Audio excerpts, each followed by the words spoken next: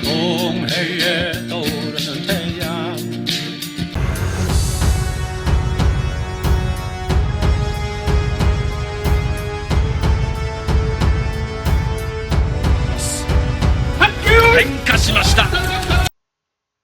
여기 보면은 조선, 카라사르, 홀본, 옛날 졸본부여 앞에 분 홀본이죠.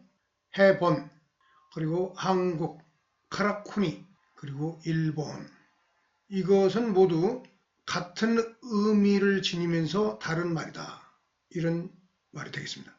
그 뜻은 그런데 하나로서 카라이다. 카라는 해의 땅이란 뜻입니다. 그러니까 이 조선, 홀본, 한국, 일본이 뜻으로, 즉 훈으로 읽을 때는 카라가 될 수밖에 없다. 여러분 안녕하십니까. 관용과 포용의 나라 카라연합TV 박준호입니다. 자, 오늘도 카라연합의 상징들을 보여드리면서 오늘의 얘기를 시작하겠습니다. 여기 보면은 카라연합의 관용과 포용의 상징 시카라사가 보이고요. 아사달 씨름대의 상징 씨름, 고구려 씨름, 스모와 고려 때까지 있었던 수바키가 바로 이 고구려 씨름이 되겠습니다. 그리고 햇빛과 광명의 땅 카라연합의 국기가 있고요. 다음으로 카라연합의 전도 지도가 되겠습니다.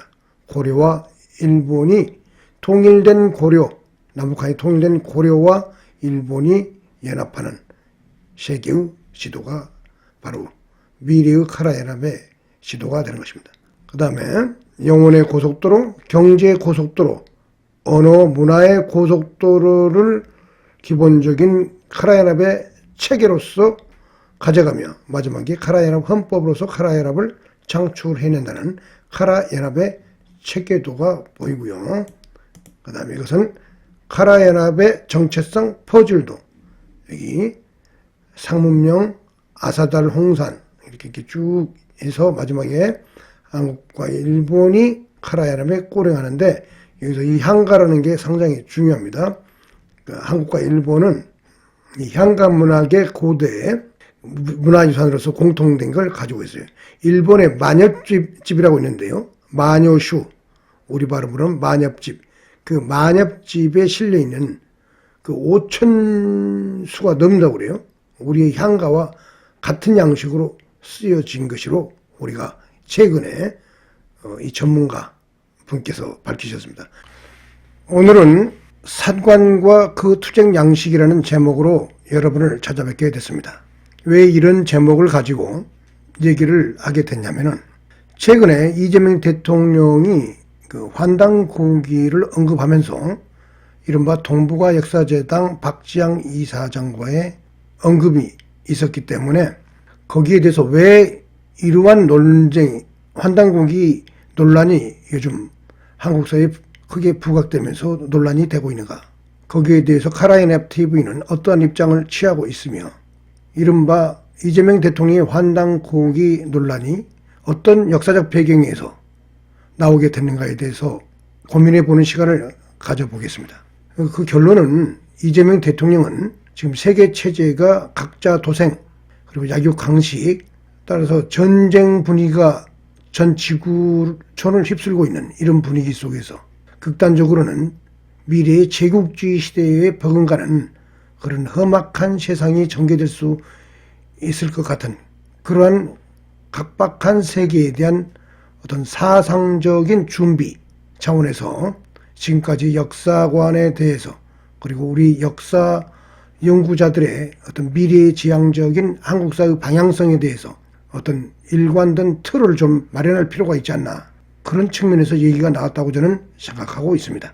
그러면은 그 논란과 관련하여 매스컴에 떠드는 얘기를 잠시 영상을 한 3분짜리 시청하고 다음 얘기를 진행해 보도록 하겠습니다. 그런 데는 아예 동북아 역사재단은 특별히 관심이 없는 모양이군요. 그분들보다는 이제 전문 연구자들의 이론이 주장이 훨씬 더 그 설득력이 있기 때문에 환단고기는 문헌이 아니에요. 이 대통령이 거론한 환단고기는 고대 한민족이 한반도를 넘어 유라시아 영토 대부분을 지배했다는 내용을 담고 있습니다.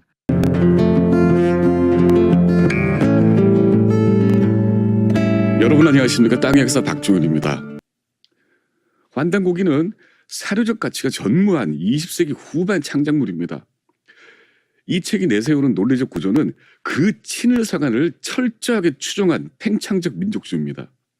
그러니까 친일사관을 경계하라고 주장하면서 그 친일사관 프레임을 내민 거죠. 환단고기는 철저하게 친일사관이 입각한 허황한 국수주의적 창작물입니다. 이 허구적인 역사 서술의 기반이 되는 논리 뼈대를 자세히 들여다보면 그 뿌리가 일제 제국주의와 파시즘 사상에 깊숙이 닿아있음을 알 수 있습니다. 표기한 언어를 보시죠. 일본어입니다. 일본어로 투란계 동포 제민족 거주지역이라고 적혀 있습니다. 도대체 뭐죠? 이 지도는 일본이 고대 전 세계를 지배했다고 주장하는 1920년대 일본 국수주의자들이 그린 지도입니다. 그래서 이 옛 강역을 회복해서 일본과 조선과 만주가 힘을 합쳐 대동아 공영권을 만들자는 팽창적 민족주의가 이 지도에 그려져 있습니다. 이 지도가 문제의 본질입니다. 민족의 자부심을 세워주는 비책이 아닙니다. 유사사학하는 사람들이 그렇게도 혐오한다는 일본 제국주의가 아시아 침략을 정당화하기 위해서 만든 논리를 계승한 일제 잔재입니다. 학문도 아니고 21세기에 유용한 이데올로기도 아닙니다. 하루빨리 폐기해야 할 괴담일 뿐입니다. 네, 대통령과 그 동북아 역사재단 박지양 이사장 간의 약간의 긴장감 어린 어떤 대화, 그리고 박종인의 땅의 역사라는 유튜브에서 제가 녹화해 온 건데요. 제가 보기에는 이 박종인 씨의 유튜브를 제가 즐겨보는데 이분의 역사를 보는 관점, 해석 이런 것들은 저는 매우 공감하는 입장이 있습니다. 그렇지만은 오늘 얘기의 그 환단고기 얘기는 이분의 얘기를 저는 99% 거의 100% 맞는 얘기라고 봅니다. 제가 환단고기를 접한 것은 20대에는 접하지 않고 한 40대, 30대 말쯤에 그전에는 위서라는 얘기가 나와가지고 안 읽다가 그 종편 채널의 STV 상생방송이라는 종편방송이 만들어지는 그 시기가 있었죠. 박근혜 대통령 때 있지 않나 그런 생각이 드는데 그때 보면서 환단고기가 소개되길래 도대체 뭐지 하고 그 책을 읽어보면서 그 프로를 자주 보게 됐습니다. 제가 그 환단고기와 그 방송 거기엔 STV 상생방송 그 종교 이른바 증상도하고는 제가 직접적인 관계가 있는 사람은 아니고요. 그래서 궁금해서 연구를 좀 해보니까 제가 이제 외국어를 잘은 못하지만은 영어, 독일어, 러시아어 이런 것부터 시작해서 특히 나이 들어서는 우리 동북아시아인은 언어를 많이 좀 비교 언어학적으로 검토를 좀 해봤습니다. 그러니까 몽골 투르크어 그리고 중국어, 일본어까지 아울러서 이렇게 비교 언어를 해보니까는 화면 상태에 있었기 때문에 여기 환단고기를 STV 상생 방송에서 이렇게 강의를 들어가면서 보니까는 이게 언어학적으로 문화인류학적으로 마냥 허무맹랑한 소리는 아니네 이런 생각이 들었습니다. 그러지만은 결론은 뭐이느냐? 야, 이것은 좀 너무 나간다. 응? 그 지도에 보면은 유라시아 대륙의 지배 영역을 구축하고 싶어하는 그 당시에 일본 제국주의, 파시즘 성격의 어떤 프로파간다적 성격이 있는 역사관의 관점이 있는 것은 분명합니다. 이분의 말은 맞습니다. 그런데 이분은 일본에 대해서 근본적으로 정서가 반일적이고 반일 종족주의적인 의식구조하고는 거리가 먼 합리적인 기자이며 역사적 관점을 가지고 있는 저는 분이라고 저는 생각하고 있습니다. 그런데 지금 이재명 대통령이 그 얘기를 꺼내니까는 매우 정견상으로는 이재명 대통령 민주당하고 좀 반대에 있는 분이에요. 제가 예전에 이렇게 보면은 그런 각도에서 이제 이 아주 맹렬하게 공격을 하는 그런 분위기로 지금 말씀을 하고 있는데, 그건 좀 일정 정도 이해는 합니다. 그렇지만은, 저는 이재명 대통령을 오늘 약간 옹호하는 측면에서 이 카라연합 TV를 하려고 합니다. 민주당 내부에서도 논란이 좀 있고, 자, 그러면은, 환단고기는 사료 역사학에서 중요한 건, 제가 역사학을 전공한 사람인데요. 제가 당국대학교 역사과를 나온 사람입니다. 그 역사학을 전공한 사람에게 있어서 첫 번째 개론 과정에 기본소로 들어가는 게 뭐냐면 사료 비판에 대한 과학적 방법론에 대한 기초 지식을 갖는 것입니다. 그래서 사료 비판이라는 것은 뭐냐면은 역사의 진실 그 자체를 먼저 확인하는 것이 가장 중요합니다.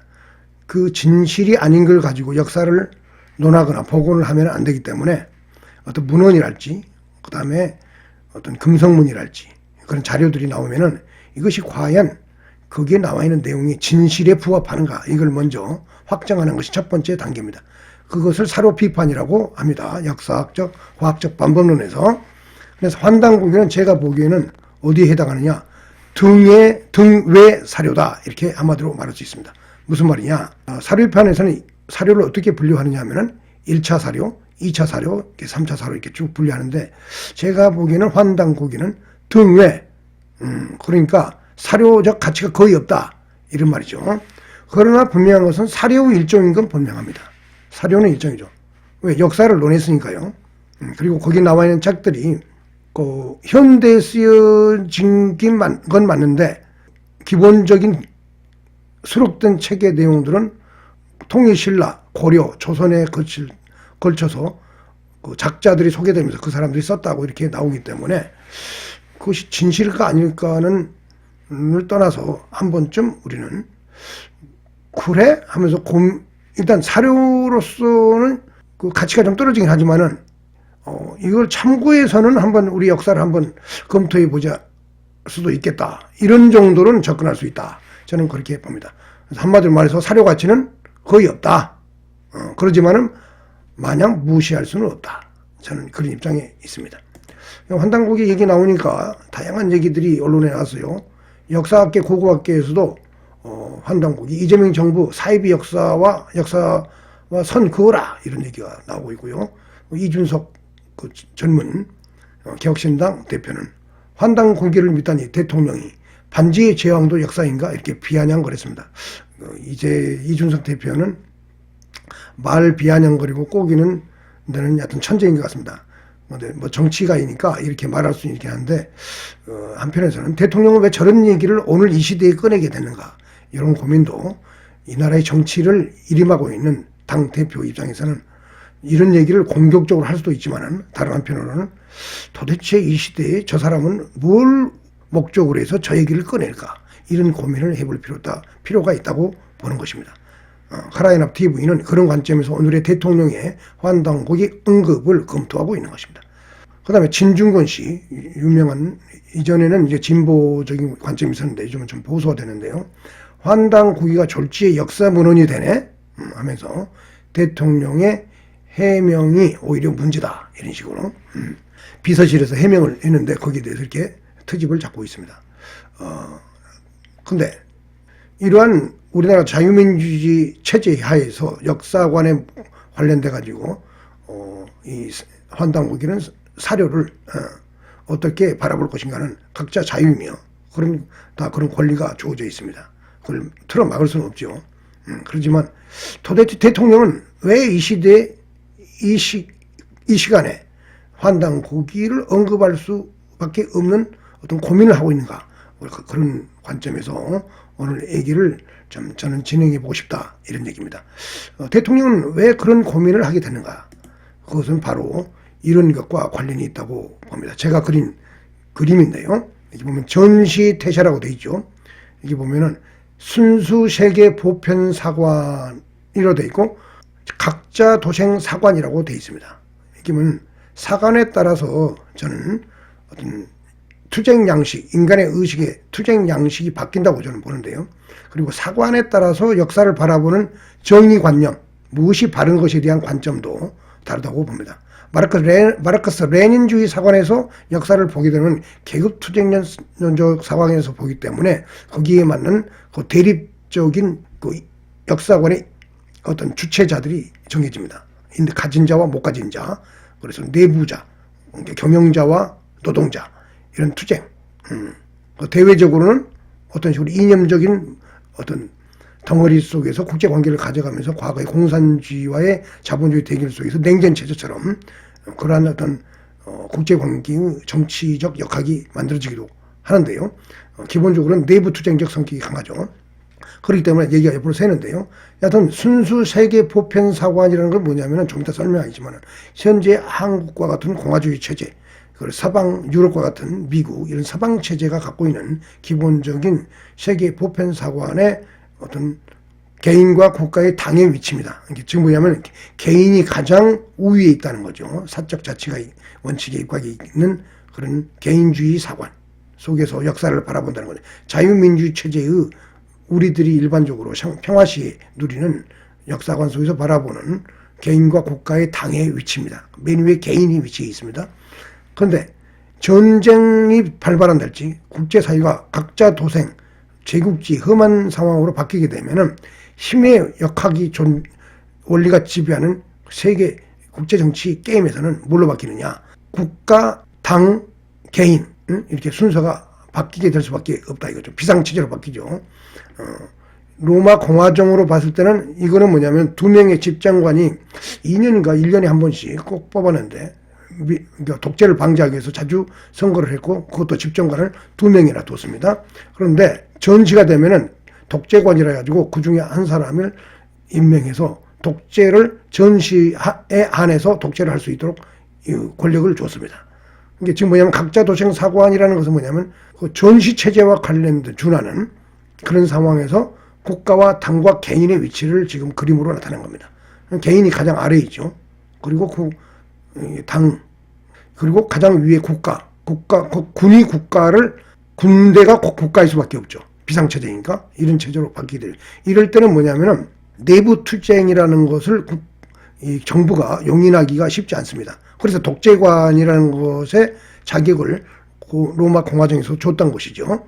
그러니까 그 독재관, 즉 전시체제에 준하는 방법으로서 군법으로서 사회 경제 모든 정치가 돌아가기 때문에 이 군이 국가를 곧 통제하는 과거의 1, 2차 세계대전이랄지 파시즘 체제 이런 체제의 그 각자 도생 사관에 입각한 국가 시스템이라고 저는 보고 있습니다. 바로 그런데 현재의 세계 체제가 이런 쪽으로 흘러가는 양상이 보이기 때문에 대통령은 여기에 맞는 어떤 사상, 정신무장, 사회 시스템을 미리 준비를 좀 해야겠다.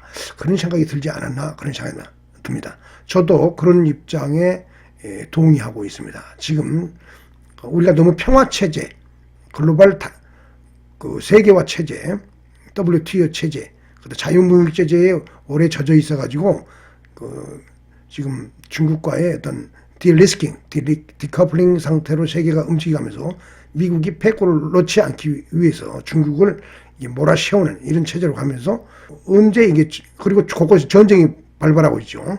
우크라이나와 러시아, 그다음에 동남아시아에서도 이런 험악한 상황으로 전개되어 가고 있다 이거죠.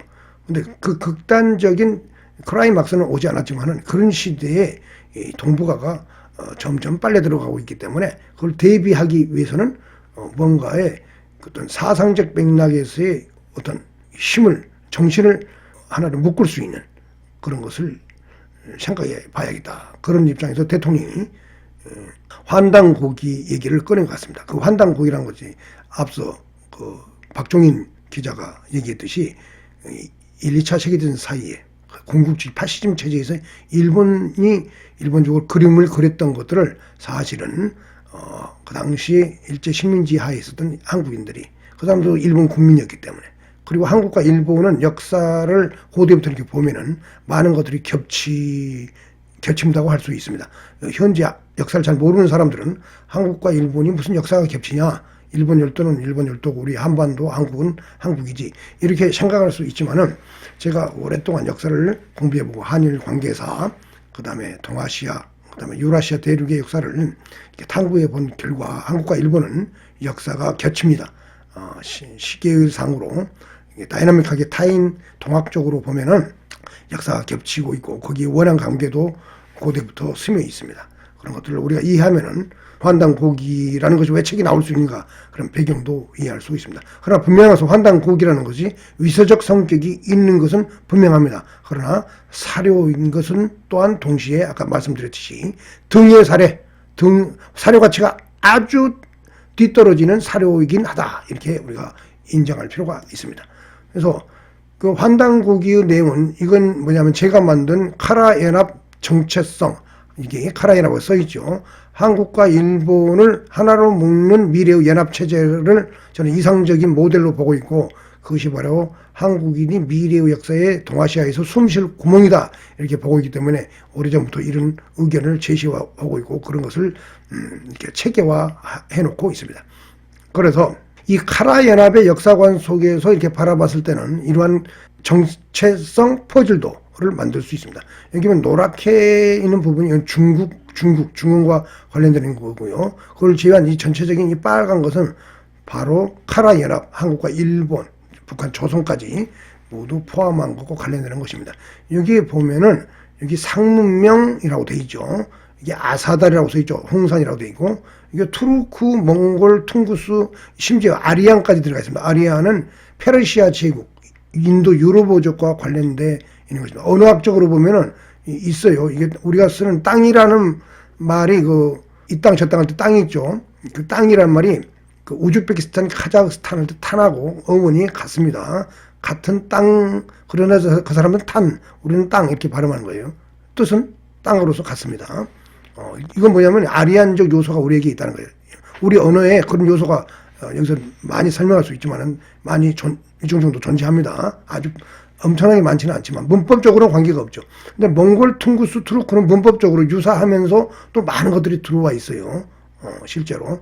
그러니까 이게 요하 문명이라고 하는 그 아사달 문명, 홍산 문화, 이것과 밀접한 관계가 있는 것은 한국의 고대사에 있어서 우리가 부인할 수 없습니다. 그것을 너무 확장적으로 그 정치적 공학으로 만들어낸 역사관이 아까 말하는 환단고기, 투라니즘 이런 건데 그걸 이제 현대의 한국인들이 적극 그걸 수용하기에는 좀 불편한 면이 있습니다. 그래서 우리의 역사의 어떤 한계점을 좀 잘라야 되는데 그것이 중국사하고도 이제 상호작용하면서 만들어지면서 이게 그 속에서 이 부여가 태어났는데 이 부여가 한국인들의 역사적 고향이며 모국이죠. 조국이고 그러니까 여기로부터 한국인과 일본의 실제적인 역사가 출발한다고 볼 수 있습니다. 이 부여 그리고 그런 것들이 이제 남쪽의 마한, 진안, 비현안과 결합하면서 말갈 조문이는 일본 열도에 있는 거고 말갈은 한국인과는 좀 구별되는 여진족 계통 사람들인데 이렇게 짬뽕 되면서 이제 고구려도 만들어지고 백제도 만들어지고 신라도 만들어지고 가야도 만들어지고 일본 열도에 왜 야마토에도 만들어지고 이렇게 되면서 이렇게 나중에 통일시라 이렇게 역사가 전개되게 되어오는 것입니다. 여기 보면 마한, 진안, 비현안이라고 있는데 이 한은 뭐냐면은 한반도의 남부에 있었던 나라들의 이름이기 때문에 이건 그러면 이 홍산과 관계가 있느냐? 꼭 없다고는 볼 수 없지만 주로 이 세력들은 문화적, 역사적 전통을 이렇게 따라가 보면은 여기 보면 드라비다오 싱할라오라고 써있죠. 이게 오늘로 말하면 인도 동남부에 있는 타밀나두에 타미르를 쓰는 사람들.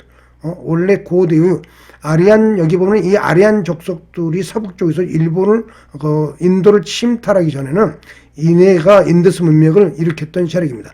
그리고 해양 문명적 성격이 강한 세력인데 이 사람들이 동남아시아와 동북아시아로 북상하면서 항반도에 왔던 선주민이었다고 저는 보고 있습니다. 그것이 바로 이 얘기 마한, 진안, 비현안의 기층 민중과 관계가 있습니다. 그런데 환단고기의 내용들은 이 드라비다 타밀 계통의 이 족속을 무시하죠. 여기와는 관계없이 이 북쪽에서 왔던 유목 투르크 계열이랄지 몽골계 이 사람들의 역사에 정통을 쓰고 성을 주고 부여와 고구려 쪽으로 그 역사적 정통 맥락을 잡음으로 인해 가지고 그 고대사에 대한 향수를 불러 이런 것을 한국인들의 자아로서 가져가려는 그런 목적성을 갖고 있습니다. 그것이 이제 일본 아까 투라니즘이 나오는 것과 관련이 있다고 봤는데 그 박종인 기자의 분석은 제가 보기에는 맞는 얘기라고 보겠습니다.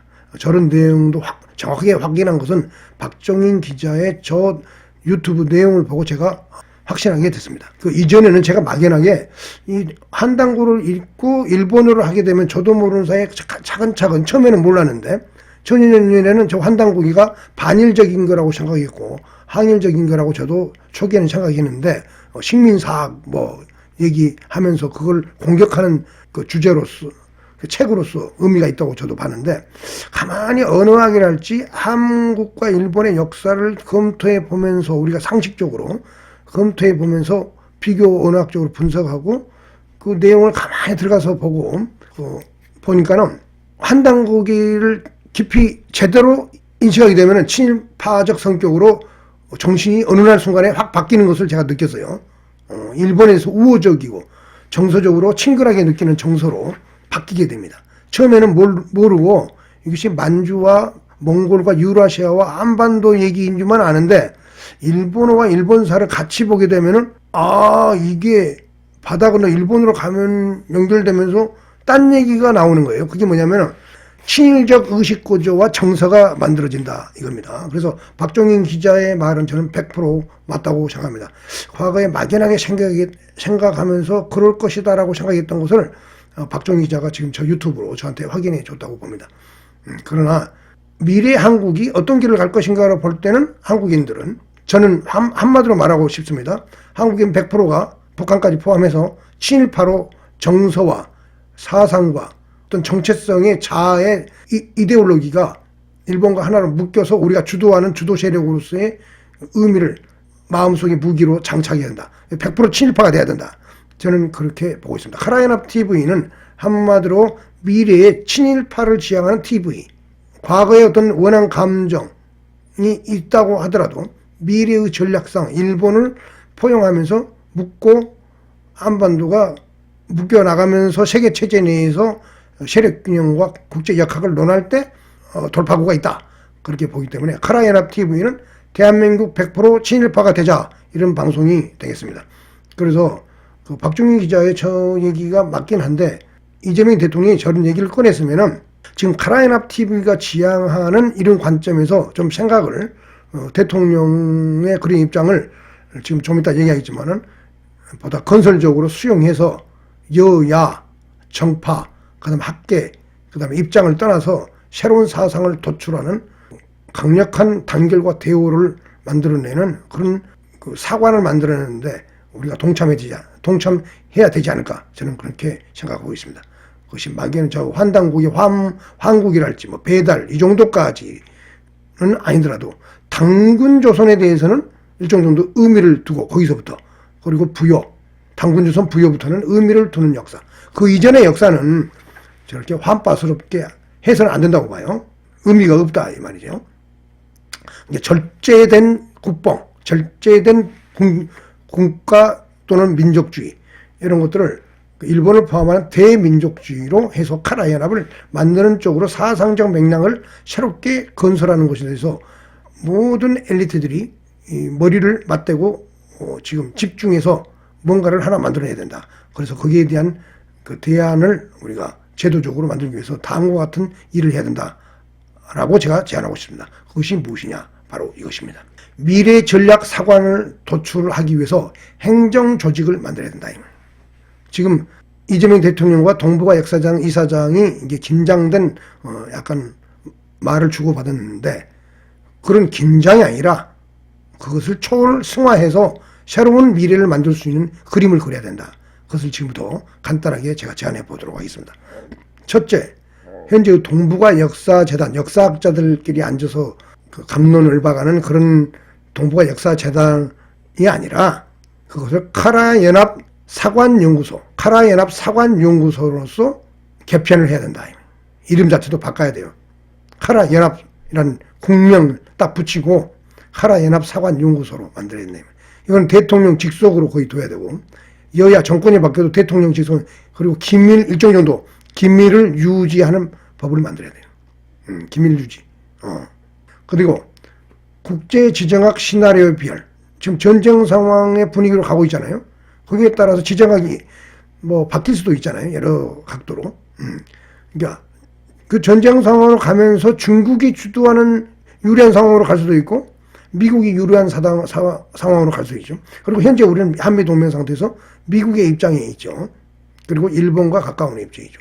이러한 지정학 시나리오에 따라서 우리가 어떠한 사관을 적용해서 그 당시에 프로파간다, 선전선동, 그 다음에 후학들에게 교육을 시키고 역사교육 이런 것들을 할 것인가에 대해서 시나리오를 짜놔야 된다. 사관별로 시나리오를 짜놔야 된다.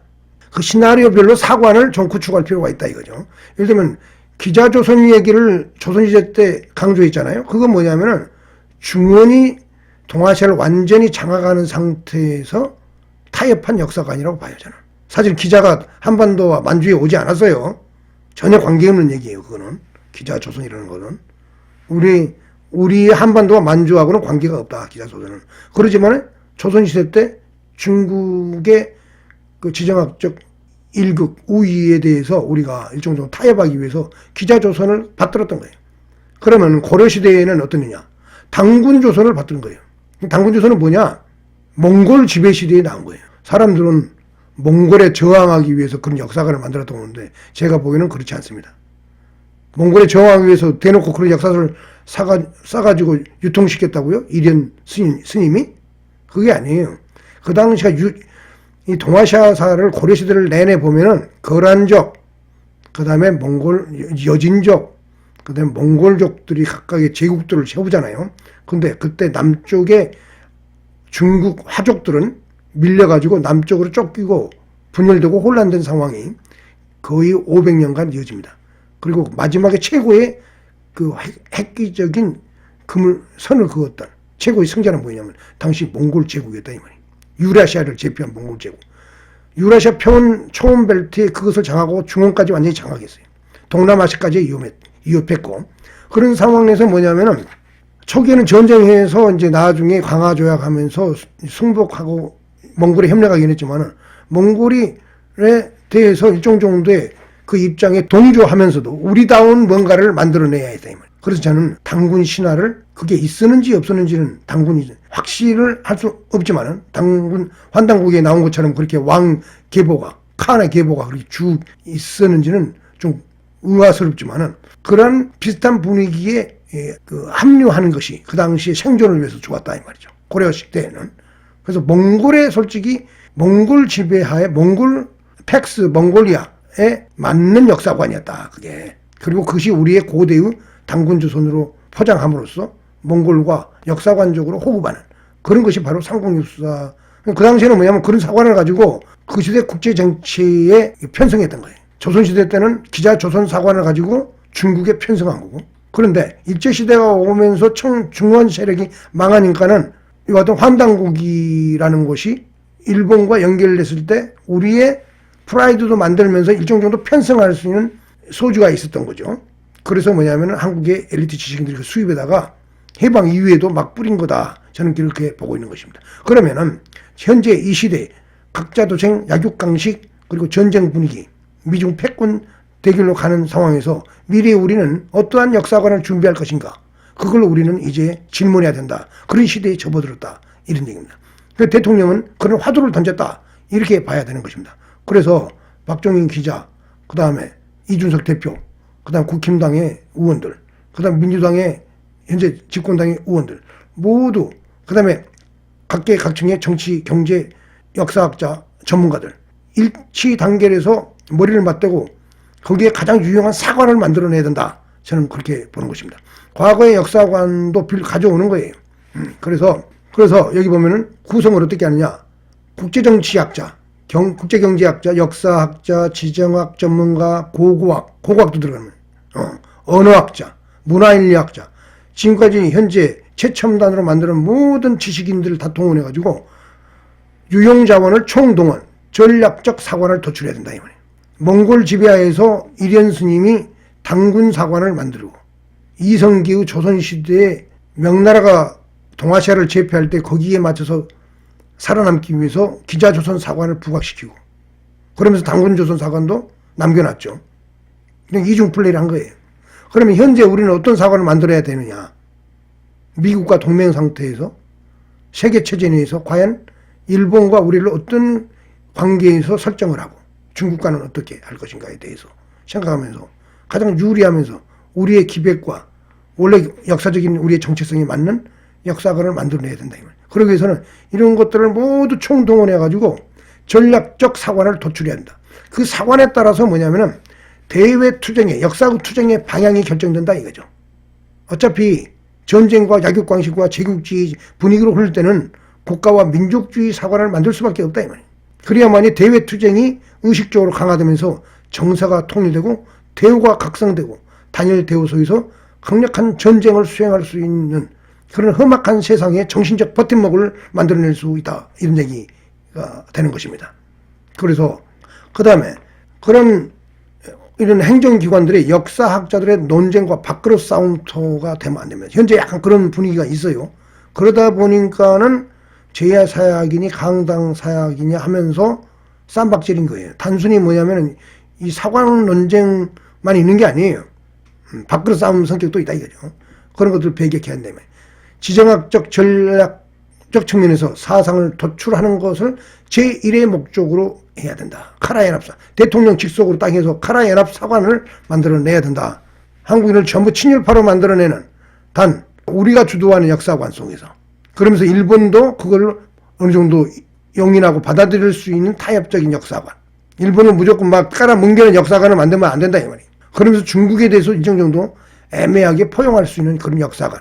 당군조선의 역사관과 기자조선의 역사관을 적절히 또 접목시키는 그런 중용의 덕을 발휘하는 그러면서 고도로 전략적으로 계산된 우리의 지향점을 만들어내야 된다. 그런데 매진해야 된다 이겁니다. 그 다음에 그래서 사관에 따라 역사의 정의도 바뀐다 이거죠. 무슨 말이냐? 성리학 사대주의 사관에 입각해 있을 때는 그런 사람들은 일제시대로 넘어가는 과정에 의병투쟁할 수밖에 없었다 이 말이에요. 왜? 성리학 사대주의 사관은 친중화 사관이잖아요. 그러니까 일본에 대해서 우호적일 수가 없죠. 거기에는 뭐냐면 당군 사관이랄지 그리고 그 당시 지정학에 있어서의 우리들의 고대부서에 있었던 우리의 뿌리에 대한 의식이 그 사람들은 별로 없었어요. 성리학자들은. 중화에 아부할 줄만한 그런 역사관과 세계관을 가지고 있었기 때문에 근대화라는 그 물결 속에서 일치 단결된 세계관이 한국 사회에 존재하지 않았다. 그게 사분의 오열됐다. 그래서 조선은 망하게 되는 거죠. 그리고 근대성을 수용할 능력도 없었고 그래서 전략적 사고와 관점의 유연성, 유연화 교육을 고등학교 현장에서 집중 훈련해야 된다. 이런 것들이 사관이 정립되면은 빠른 속도로 논쟁도 좀 줄이면서 일선 학교 선생님들을 교육을 시켜가지고 자라는 후학들에게 보통 교육 차원에서 집중적으로 일정 정도의 나쁘게 말해서 세뇌화를 좀 해야 된다. 어차피 사람은 세뇌화된 상태에서 어떤 정신적 열망과 어떤 환희 속에서 인생의 삶의 의미와 목적을 발견하고 전진하고 심하게 말해서 투쟁할 수 있기 때문에 그런 것을 어쩔 수 없이 정신교육을 시켜야 된다. 그래서 첫 번째 할 일은 그 사관을 도출해가지고 전략적인 프로파간다의 모든 것들을 장착을 해야 된다 이 말이에요. 시나리오적으로, 체계적으로. 그래서 강단사 여섯 번째, 제야사학을 구분해서는 안 된다. 정파적 성격이 좀 다르다 해가지고 저 박지양 이사장 같은 사람은 너무 그 민주당이 정치적으로 막 몰아세우거나 공격하거나 그래서도 안 되고 반대로 제야사학이 있던 사람들도 그런 사람들을 실증사학은 어리 빠진 사학이라 해가지고 너무 공격해서도 안 된다. 역사학이라는 것은 과학적 학문이기 때문에 그걸 존중해야 되는 측면이 있습니다. 사료 비판적 측면에서 우리가 냉정하게 바라보면서 서로 간에 관용하고 포용할 줄 알아야 된다. 이런 얘기를 하고 싶습니다. 너무 적대적으로만 바라볼 필요 없다 이 말이에요. 유리에 필요하면은 약간 애매한 것도 합리적이고 실용적으로 수용해서 살을 붙이는 것도 괜찮다 이거죠. 역사의 진실은 각자 사적인 연구에서는 자유다 이 말이에요. 그러나 국가를 운영하는 데 있어서는 어떤 통일된 일정 정도의 제도권적 사관이 필요한데 미래의 어떤 각자 도생의 세계에 맞는 역사관을 우리가 공리해 볼 시기에 이제 그런 시기가 도래했다. 대통령은 그걸 언급하고 있는 것이다. 이렇게 해석하고 여야를 초월해서 국회에서 그러한 시스템을 만들어 가는데 총력을 기울인다. 일본은 그런 잡소리가 좀 적은 게 일본인데, 구한말부터 현재까지 여전히 한국은 대단히 대우가 흐트러져 있고 사실 힘들어요, 보고 있으면. 그 다음에 7번째, 전략상 유용성이 존재하면 적절한 합리성으로 수용한다 이 말이에요. 환단고기 내용이 위서적 성격이 있는데, 제가 보는 한국하고 배달 빼면은 당군신화, 당군조선 이후로부터는 다양한 역사적인 고고학, 문화인류학, 언어학 이런 것들 총동원해가지고 그 퍼즐을 맞춰보면은 그 어려운 게 아니다. 중국의 25사, 일본 서기, 우리 삼국유사, 삼국사기까지 총동원해가지고 허심탄회하게 솔직하게 그 퍼즐을 끼워 맞추면서 이 사관을 만들어낼 수 있다. 얼마든지. 제가 보면 그래요.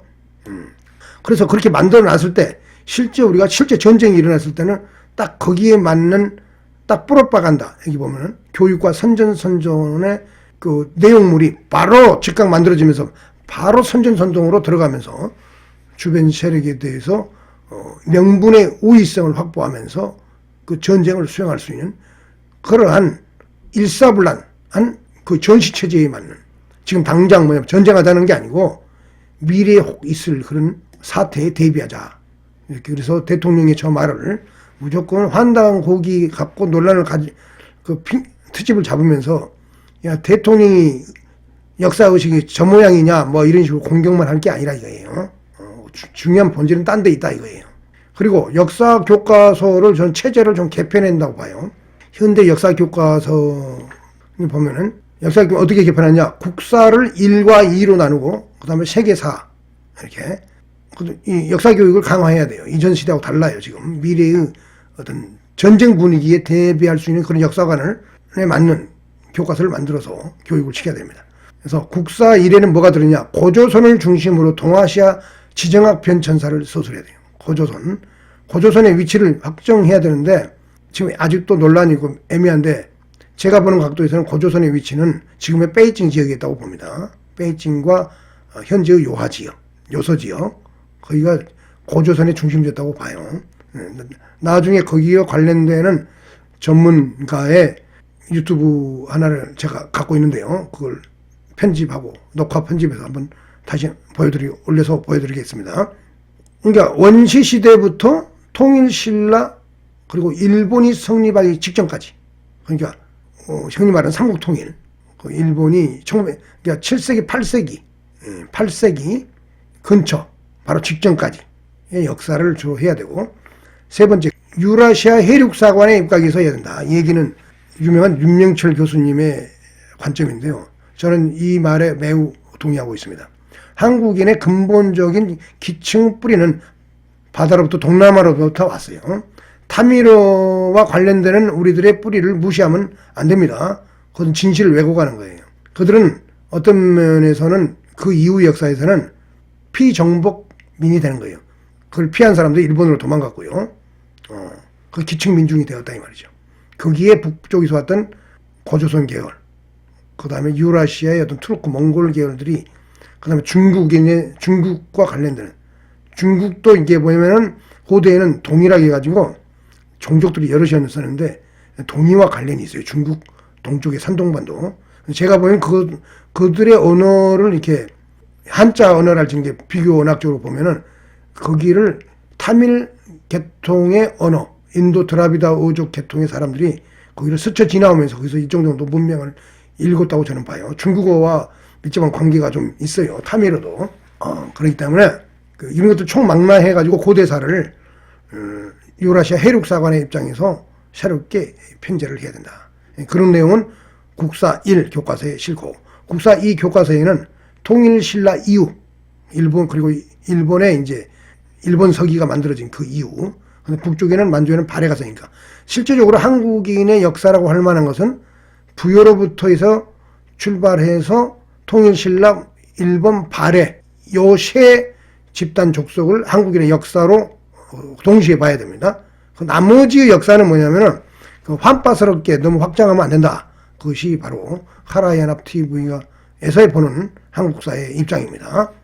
저는 그것이 한빠하고는 다른 거예요. 카라연합이 일본과의 그 통합을 지향하는 역사관을 지향하지만은 환빠하고는 다른 겁니다. 환빠는 막 무조건 일본을 배격하는 듯이 말하지만은 그 박정희 기자의 말처럼 실제로는 그 그 일본이 만들어 놓은 역사관이라는 게 맞는 것 같아요. 그걸 이제 한국인들의 이제 당군 신화랄지 그 이후에 있었던 여러 문헌들을 짜집기 해가지고 그 시대에 맞는 일본 제국 시대에 맞는 그러면서 한국인들이 우리의 정체성을 한국인답게 가져갈 수 있는 세계관을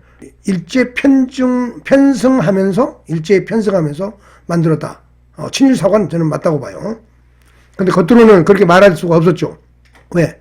그 당시 식민지에 대한 어떤 컴플렉스 때문에 그 일본에 대한 적개심이 남아있었기 때문에 그걸 들고 떠들고 다닐 수 없었을 거예요.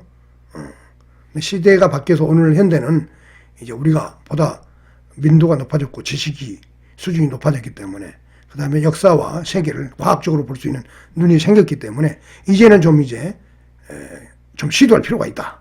우리가 또 경제적으로 상당한 수준에 이제 올라왔고 그래서 대등한 측면에서 일본을 포용하면서도 우리의 프라이드를 높일 수 있는 그러한 미래의 전략적 역사관, 전략적 관점을 만들어내고 그래서 정책적으로 실제 만들어야 된다. 대통령은 그걸 지금 혼자 고독히 준비하고 있다. 그걸 고민하고 있다. 이렇게 우리가 봐야 된다. 그런 면에서 저는 대통령의 환단고기를 언급하는 문제에 대해서 결코 부정적으로 보지 않습니다. 환단고기, 환빠스러운 것들을 100% 수용해서 한국인들을 세뇌시켜야 된다. 이런 얘기가 아니다 이게요. 그리고 세계사는 국제지정학 편청과 자유민주적 진보사관에 입각해서 소술하도록 노력해야 된다. 이게 바로 뭐냐면 한국인들의 생산력을 증대하고 미래의 역사 발전에 어떤 지정학적으로 유리한 사관이라고 저는 판단하고 있습니다. 다음으로 국제지정학 교과서를 특별히 만들어야 돼요. 국제지정학 교과서. 동아시아 고대 지정학이 이게 들어가야 됩니다. 고조선의 역사가 여기에 해당하겠죠. 고조선과 부여 그러면서 이제 여러 나라 시대, 일본 열도까지 국가가 만들어지는 그때의 그 역사가 고대 동아시아의 지정학이 되겠습니다. 그거하고 그보다 또 동시에 중요한 건 뭐냐면 근현대 지정학, 근현대 서세동점이라고 무조건 우리가 말하면서 반제국주의적으로만 바라볼 게 아니라 그 시대를 지정학적으로 객관적으로 힘의 역학과 원리에 따라서 우리가 무엇이 아쉬웠던가 이런 측면에서 그 당시를 분석하고 우리가 공부하고 역사의 교훈으로 삼고 하는 훈련을 해야 된다. 그래서 국제지정학 교과서를 지정학과 전문가, 국제정치학자, 경제학자 총동원해가지고 이거 만들어야 된다. 그래서 거기서 가장 중요한 것은 국가의 힘을 분석하는 도구를 통해가지고 국가의 힘을 어떻게 비교하는가. 그 역량, 자급자족, 자원, 식량, 자급자족, 그다음 군사, 무기, 기술 이런 것들에 있어서 우위 이런 것들을 평가하는 것과 관련돼서 분석 도구 틀들을 보통 고등학교 교육 수준에서는 한국인이 전부 마스터할 수 있도록 고등학교 교과서에 고등학교 때 국제지정학 교과서를 집중적으로 훈련시켜야 된다. 한국인들은 국제지정학 전문가가 되어야 된다. 고등학교 수준에서 이미 고등학교 졸업하면은 그런 수준으로 올라와야 된다. 우리는 지정학의 변동에 따라서 생멸이 결정되는 위치에 있기 때문에 이거 반드시 해야 된다. 대통령이 이러한 쪽에 역사 교과서 체제 개편에서 좀 고민할 필요가 있다. 저는 그렇게 보고 있습니다.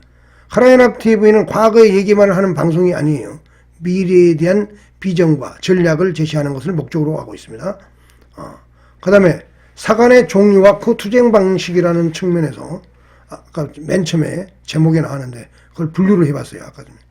첫 번째 순수 세계 보편사관, 두 번째 자기적 세계 보편사관, 세 번째 각자 도생사관 이렇게 나눠봤는데요. 이게 무슨 말이냐 하나하나 읽어보도록 빨리 진행하겠습니다.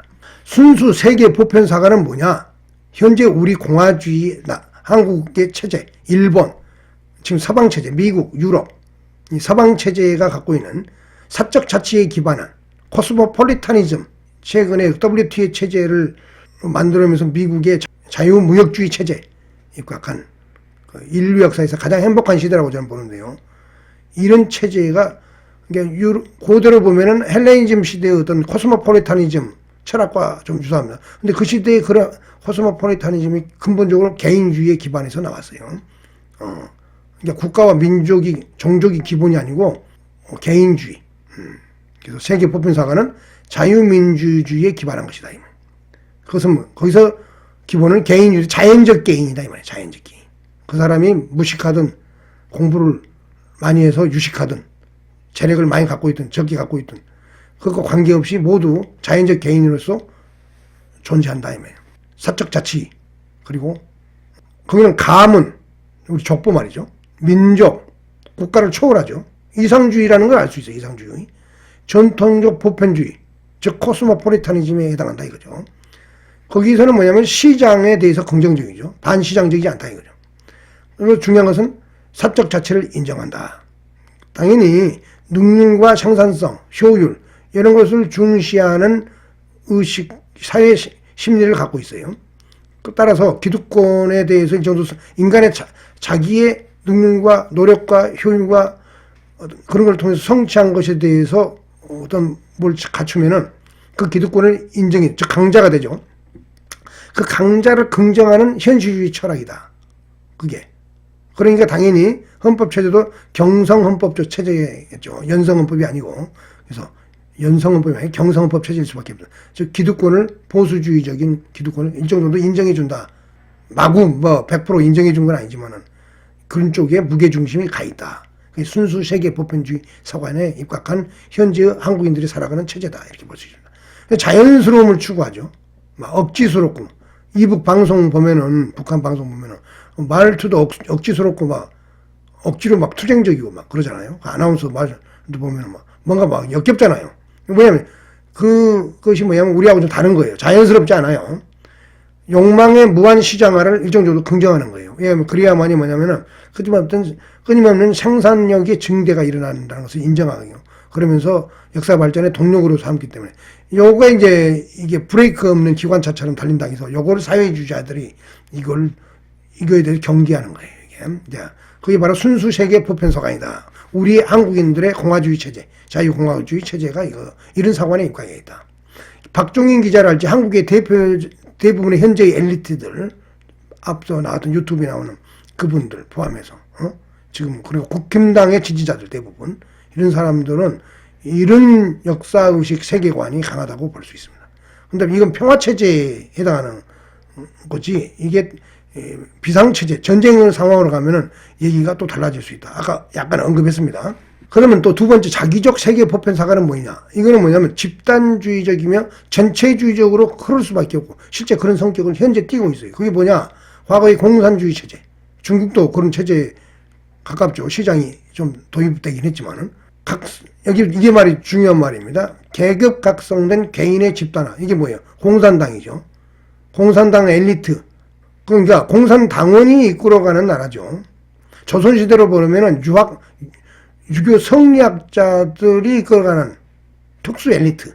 대단히 관념적이고 이데올로기적인 그런 사람들. 그 사람들이 집단화가 되어 있는 거예요.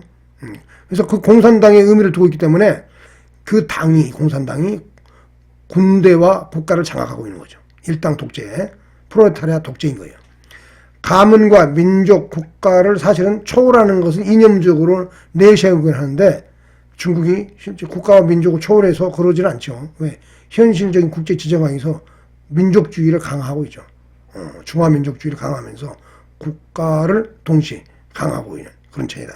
전체 파쇼 집단주의 체제다. 이렇게 우리가 볼 수가 있는 것이다. 우리 체제하고는 상당히 다르다 이거죠. 근데 이념적으로는 이상주의를 지향해요. 세계 보편이니까. 보편 철학의 현대적 이념화에서 나온 것은 분명하다. 그리고 그런데 반시장이죠. 이게 바로 이제 순수 세계 보편사관과 다르죠. 기본은 뭐냐면 반시장적인 거죠. 시장을 이용하긴 하는데 시장의 브레이크는 얼마든지 헌법적으로 공산당이 걸 수가 있다 이거죠. 그리고 자원의 공유 개념이 토지랄지 자원의 공유 개념이 아주 강하죠. 우리도 간간히 이 개념을 쓰지만은 남발하지는 않습니다. 이것이 근데 기본 토대다. 자원의 공유 개념. 사적 자치가 근본적으로는 인정되지 않는다. 약자 보호 철학인 것은 분명해요. 국제정치적으로는 피압방 민족, 반제국주의 투쟁을 강조했고, 그 다음에 사회 내부적으로는 가난한 자와 빈농, 빈민, 그 다음에 노동자를 위한 철학인 것은 분명하죠. 역사적으로 못 배우고 서름 받던 사람들의 옹호하는 철학. 그런데 실제 현실은 과연 그것이 절대적인 진리인가에 대해서 역사적으로 우리가 한번 실험 속에서 경험을 했죠. 공산주의 체제가 붕괴됐잖아요. 그리고 수많은 인권 유린과 사립과 과연 무엇을 위해 혁명을 했는가라는 회한과 이런 것들이 발생했다 이 말이에요. 그리고 탈야만을 추구한 건 맞아요. 자연 상태의 경제는 야만성이 있죠. 힘의 원리를, 어떤 강자의 원리를 이 정도 존중해 주는 탈야만을 추구한 건 맞아요. 정치적 올바름을 강조하다. political correctness, PC라고 그러죠. 이런 측면이, 이런 배경에서 나오는 거예요. 조선시대 때 성리학자들이 바른 가치관 속에서 바른 말을 했던 건 맞아요. 그렇지만은 그것이 지나치니까 뭐가 나오죠? 오늘날의 이 PC 같은 어떤 양상이 나타난 거예요. political correctness. 이게 뭘로 되느냐? 모든 게 어떤 그 관념적으로 따지는 장광설, 그런 성격에. 이게 그러면 이제 위선이 문제가 되는. 조선시대, 조선 성리학 말하면 위선 문제가 반드시 나오잖아요. 현대에 있어서의 보수주의자들은 사회주의자들을 위선자들이라고 공격하잖아요. 이게 뭐냐? 이런 거예요. 그러니까 현실에 자연스럽게 보면은 자연스러운 욕망에 부합하는 그런 인간들의 어떤 미의식에서 약간 위배되는 억지스러움 이런 것들이 존재한다는 거죠. 왜?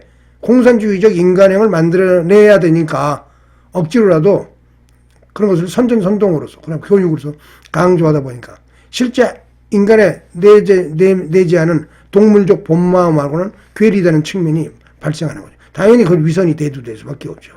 이런 걸 우리는 정서적으로 역겹다 이렇게 표현하는 것입니다.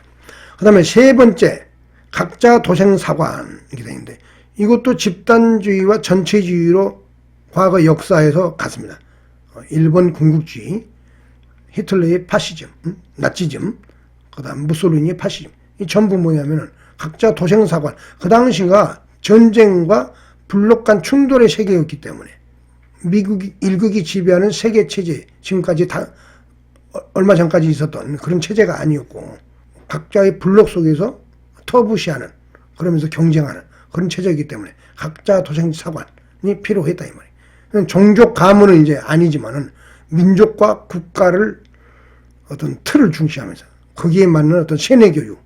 그래서 당연히 특수성이 강조되죠. 민족의 특수성, 국가의 특수성, 보편성을 추구하지 않아요. 자기한테 이익이 되느냐, 손해 보느냐에 따라서 상황에 따라서 끊임없이 그 화두를 바꾸고 말을 바꾸고 공격하고 비난하고 그러죠.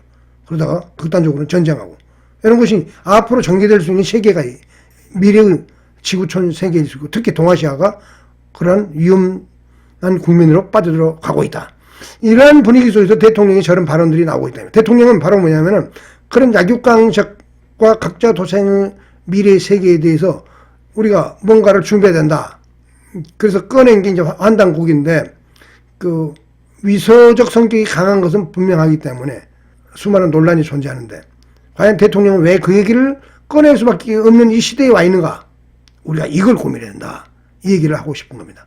지정학과 전쟁, 제국주의 시대를 준비하기 위해서는 우리는 뭐냐면 각자 도생사관을 준비해야 된다.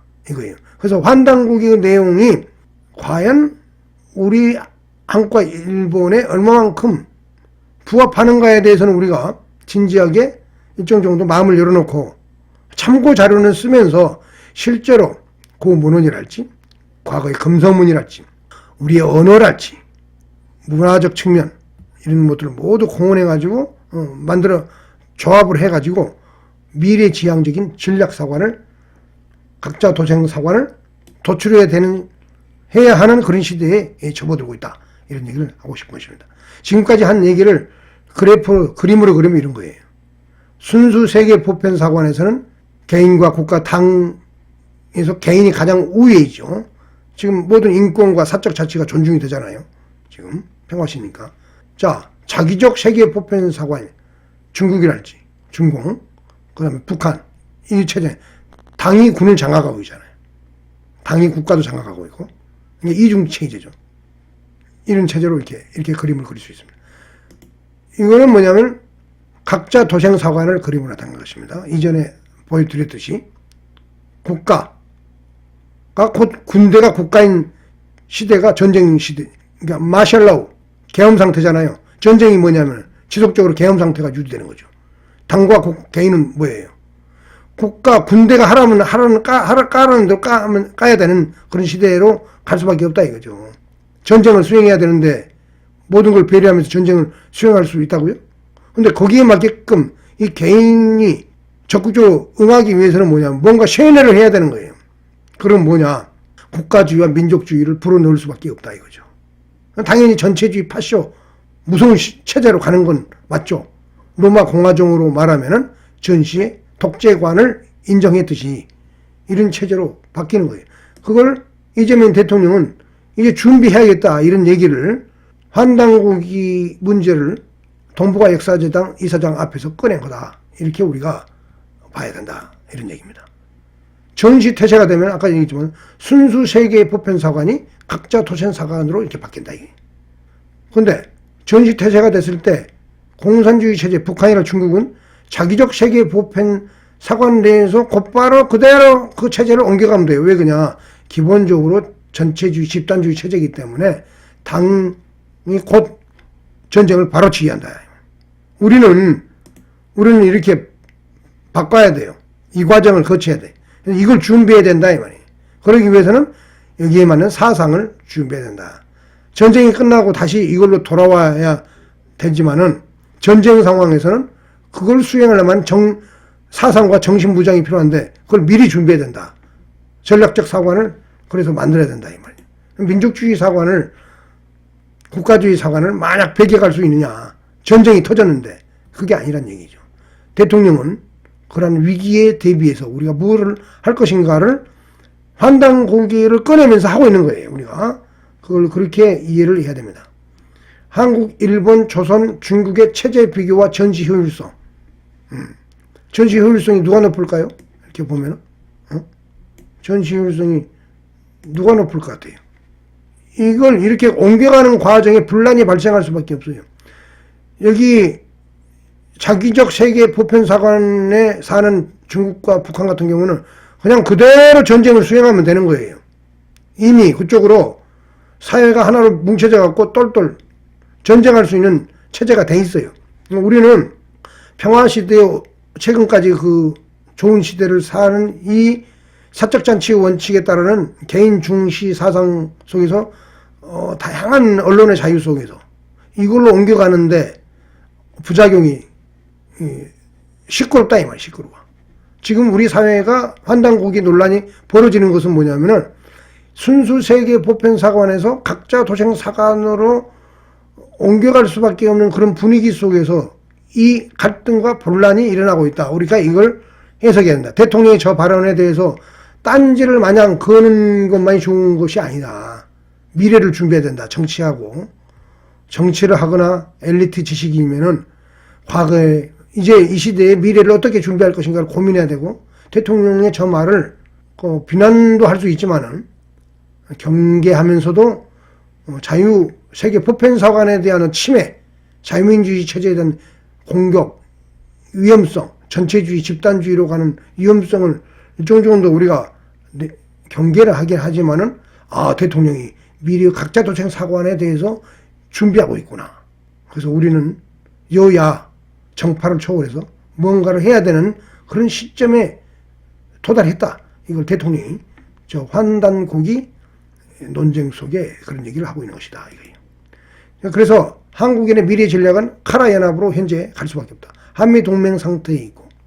그래서 일본과의 한국을 보다도 강력하게 좀 엮음으로써 한국인들이 미래의 국제 전략에서 유리한 국민이 있을 가능성이 크기 때문에 경제도 통합하고 이게 보면은 카라 연합 체계도인데요. 이게 예전에도 많이 얘기했는데 영혼의 고속도로, 경제 고속도로, 언어 문화 고속도로를 놔가지고 이걸 통합을 해야 돼요. 특히 여기 보면은 아사달 씨름대회, 오스모대회가 있는데 이게 뭐냐면은 고려 때까지 있었던 이게 수바키, 고구려 씨름 이걸 모티브로 해가지고 한국과 일본을 문화적으로 역사적으로 통합해내는 어떤 기제로 써야 된다. 국기도 이렇게 돼 있잖아요. 여기 보면 한국, 일본, 그다음 북한도 딱 이렇게 들어져요. 북한도 북한도 이 카라연합 세계관에 들어와야 돼요. 지금 현재 그 공산주의 사회주의 체제 실험은 이미 게임이 끝났어요. 끝나서 조선시대를 반성해야 돼. 북한도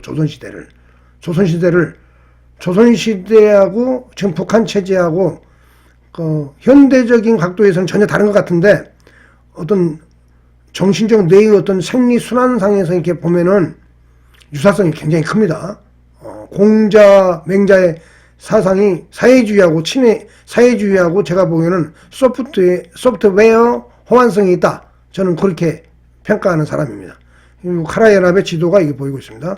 이 동해가 카라해로, 독도가 카라섬으로, 경상남도가 카라연합 특별행정자치도로, 한일 해저터널에 카라 해저터널 이렇게 해갖고 나라를 이렇게 묶어버린다 이 말이에요. 그래야 동북아시아에 있어서의 힘의 어떤 강력한 어떤 구심축을 하나 만들어야 된다 이 말이에요. 우리가 이대 상태에서는 국제 미아로 살 수밖에 없다. 미래에 우리가 벗어나야 된다 이 말이에요. 그래서 카라연합 사관과 환파 사관의 차이점으로 되어 있는데 카라연합 사관은 환파 사관하고는 절대적으로 다르다. 이게 부여에서 딱 끊어지는 거예요. 부여에서. 그 이전 것들은 우리가 일정 정도의 응용을 하고 얘기를 꺼낼 수 있지만은 실질적으로는 부여 이후에 이렇게 고구려로 이어지는 그리고 일본이 만들어지고 이런 것들이 한국의 카라연합의 역사의 그 핵심이다. 이렇게 봐야 되는 것입니다. 이 환파사관까지로 보면 안 되는 것이다. 그리고 여기 보면 드라비다오, 싱하일라오, 여기 보면 타밀, 요 문화도 우리가 긍정하는 거예요. 환단고기의 세계관 속에서는, 환파의 세계관 속에서는 인도 드라비다 계통의 이 어느적 기층민중을 무시하고 있어요. 이게 말이 안 되는 거예요. 민주주의라는 것을 엄청 강조하는 현대 세계에 있어서 역사를 객관적이고 합리적이고 과학적으로 바라봐야지. 마냥 전쟁에서 유리했던 과거의 유목 세력의 어떤 잔인하고 어떤 패권자적인 그런 것들에 경도돼 가지고 실제 있던 역사를 이렇게 놓치면 안 된다 이 말이. 드라비다오 이게 보면 타미로 이쪽과 우리는 밀접한 관계가 있어요. 기층 하층 민중이. 그러면서 그 위에 이 상문명, 아사달 홍산 문명 이런 것들이 같이 섞인 거예요. 중국 문명까지. 그러면서 한국인과 일본인의 문화가 만들어졌고 오늘에 이르렀다. 이렇게 보면 되겠습니다. 결론적으로 말해서 이재명 대통령의 환단고기 언급과 그 다음에 그 현재의 어떤 사회적인 혼란, 좀 분란, 논란은 이 전시태세를 대통령이 사상적으로 정신적으로 국민에게 준비를 해야 된다는 것을 우회적으로 지금 표현하고 있다. 저는 그렇게 보고 있습니다. 그래서 이제 각자 도생에 맞는 사관을 전략적으로 창출하는 것에 한국의 정치 엘리트, 경제, 그 다음에 인문사회과학적인 모든 엘리트들이 총 동원이 돼가지고 여기에 매진해야 된다. 이런 얘기를 하고 싶은 겁니다. 오늘 얘기가 굉장히 길었습니다. 1시간 10분이 되는데요. 자, 오늘 얘기는 이걸로 마무리하겠습니다. 긴 시간 청취해 주셔서 대단히 감사합니다.